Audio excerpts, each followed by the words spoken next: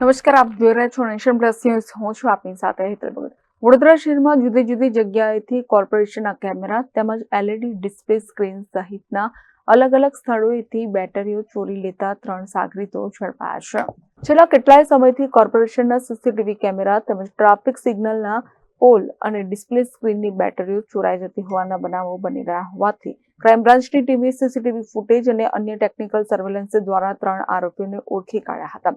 પોલીસે તાંદલજા વિસ્તારમાંથી રિક્ષામાં જઈ રહેલા યાસીન ઉર્ફે મોરીદ ઇસ્માઇલ મલેક અને ડ્રાઈવર જહીર ઉર્ફે કાલિયા હુસેન મલેક ને ઝડપી પાડી રિક્ષામાંથી 30 બેટરી કબજે કરી હતી. ત્યારબાદ વધુ પૂછપરછ કરી બીજી 147 બેટરી કબજે કરી હતી. પોલીસની તપાસ દરમિયાન બંને જણાએ કબૂલ્યું હતું કે બસ સ્ટેન્ડ પર કોર્પોરેશનના કર્મચારીઓને બેટરી રિપેર કરતા જોઈ ગયા બાદ બેટરી ચોરવાનો વિચાર આવ્યો હતો. ચોરી કરેલી બેટરી ભંગારના વેપારીને આપી દેતા આવી જ રીતે સ્કૂટર ઉપર બેટરી ચોરવા નીકળતા પપ્પુ લાખા દેવી પૂજક ને પણ ઝડપી પાડી કુલ 39 બેટરી કબજે કરી હતી.